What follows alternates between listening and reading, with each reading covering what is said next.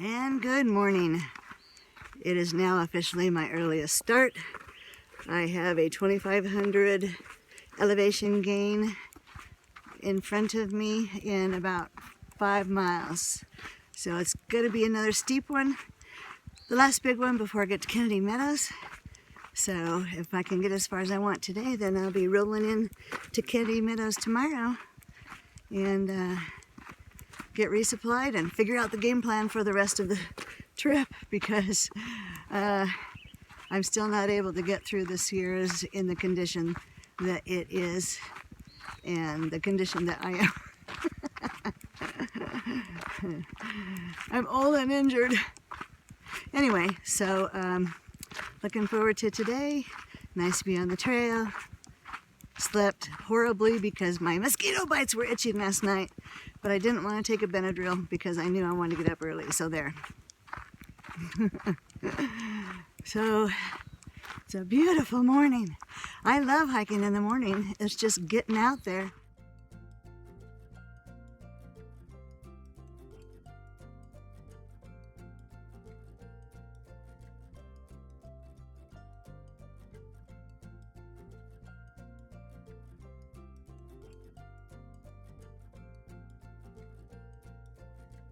Well, once again, straight up, got that same watered down look. They don't believe in switchbacks, these last two mountains. It's just a constant up. No sideways, no down, just up.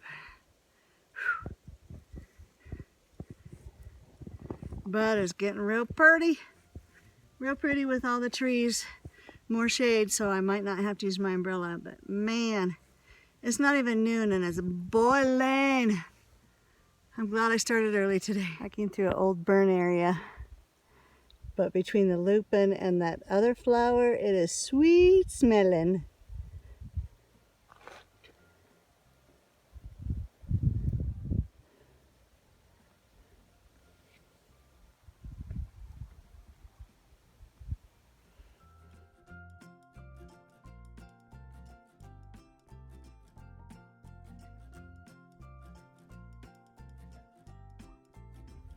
Look at all this beautiful lupin. Oh, the air is just so fragrant. Oh, so pretty. And the first real view of the Sierra. Yeah. Smelling like mushrooms again today. I think my next thing I'm gonna have to get is me a nice bowl of some cream and mushroom soup that has some sauteed mushrooms in it, sauteed in butter, and still not sure about the sour cream, but I'm gonna try it. Well, it took me 8 hours, but I made it up that beast of a hill. Now it's downhill all the way to Mather Campground and then on into Kennedy Meadows. And I get to see some beautiful Sierras and mountains. Did I make you dizzy? Look at how pretty it is.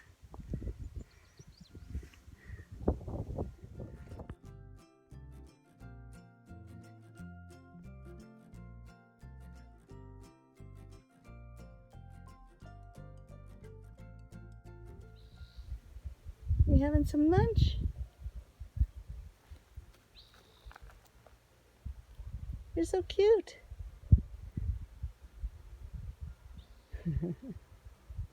You're hungry.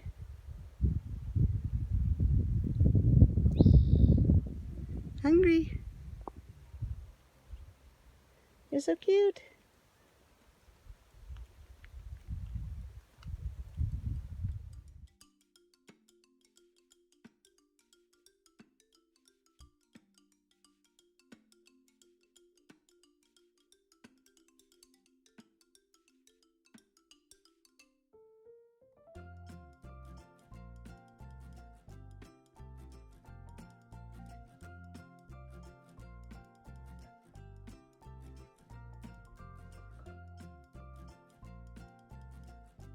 Starting to get into the lava rock, which is indicative of this area, very volcanic. Thus all the hot springs.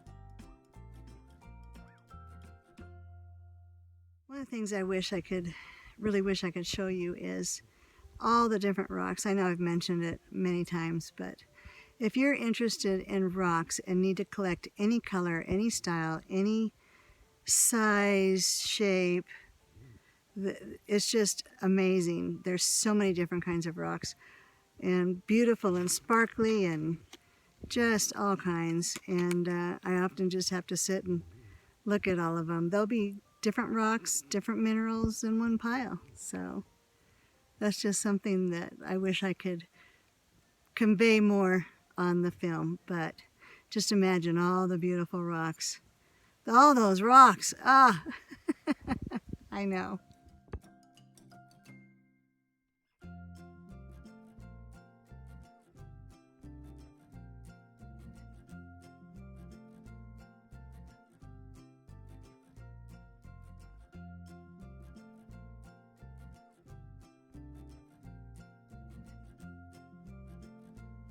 Okay, this is the second time I came out of my tent and somebody has gone pee out here.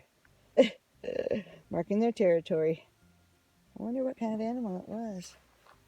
The moon looks so pretty. This is a little stream that got water from. An exciting day because today, going into Kennedy Meadows, I'm almost all packed up.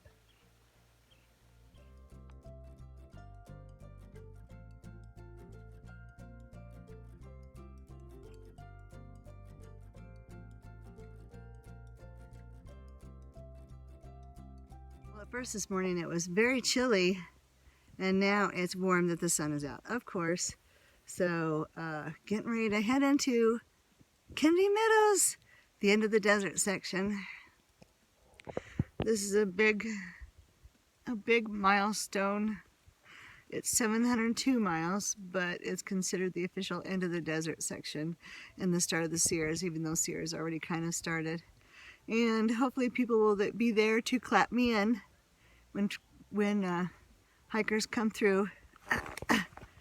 They get clapped in, you know, congratulating them for finishing this section. So hopefully somebody will be there. It's going to take me about 6 hours to get there, I think. And depending, but just by averaging my average miles per hour, considering photos and videos and stopping and resting, about 6 hours. But we'll see.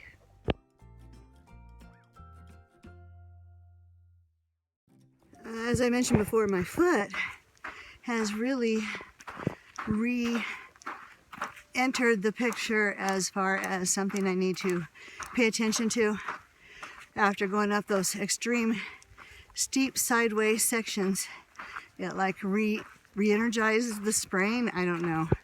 Anyway, so it's still wrapped, but it's kind of talking to me today, and I'm not really doing a whole lot. Maybe it just needs to warm up.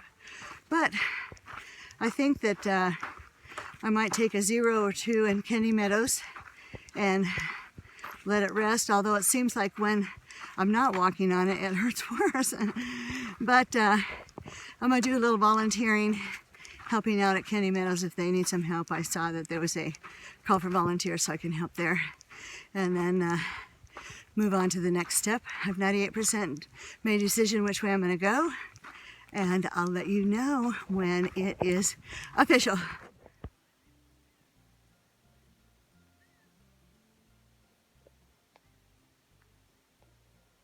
Ooh, it's early and it's already hot as heck. Not a lot of shade on the trail today. I don't know if that'll change, but my hair is up in total lockdown now. So I just stopped. I got a little bit of shade here on this log, and just gonna have a little water and relax and get ready for the next round.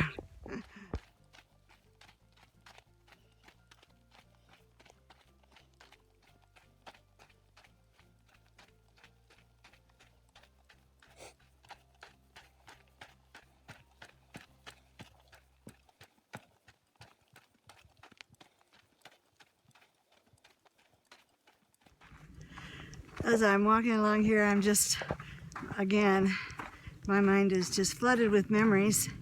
And I was thinking about one time when we took the kids up to Kennedy Meadows to go camping. We always camp out of the campground by the river. And it was just so beautiful. And we had those lawn chairs. I don't know if you remember, they were weaved with that flat plastic, you know, that was yellow and blue and pink, I think, the three colors.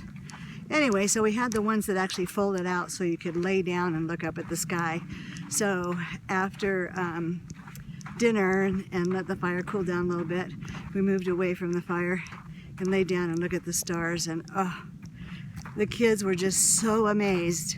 You know, in Ridgecrest and Town Lake, you can still see a lot of stars because there's not a lot of light, but up in the mountains where there's no extra light pollution, it's almost crushing to see all of the planets and stars and satellites and everything. And it was just a great moment for me, and I think it was for the kids too, to just see how many stars are actually up there. Just came through that little foresty section over there, and now we're back into a bit of the desert section.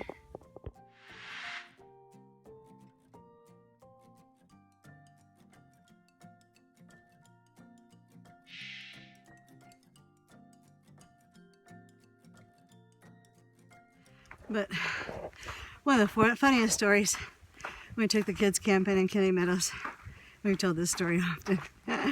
We were camping kind of in the same place by the river, you know, away from everybody. And we had heard, you know, up a ways there was a big party going on, partiers, you know, in those days, party hardy. So we're away from it all. We're sitting around the campfire just relaxing, looking at the stars, and all of a sudden, kerplunk! It was like somebody threw a big rock into the river.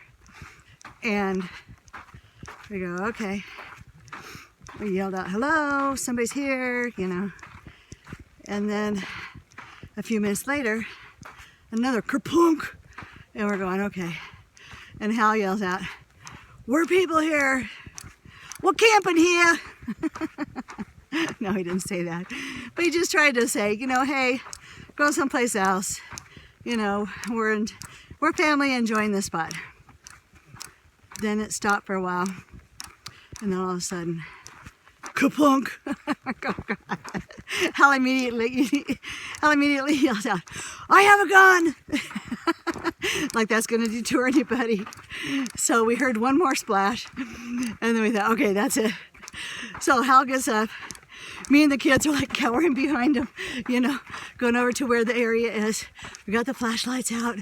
We shined the flashlights over to where the noise was coming from.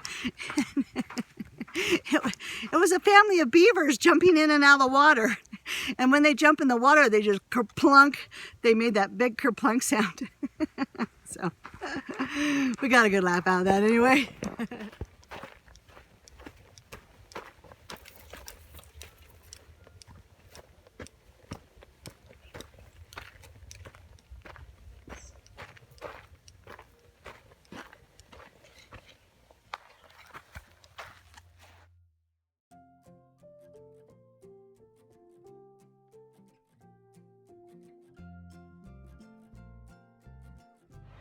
So nice to hear water again. I believe this is the South Fork of the Kern, and it is roaring. There is a fast current going on in there. Got some rapids.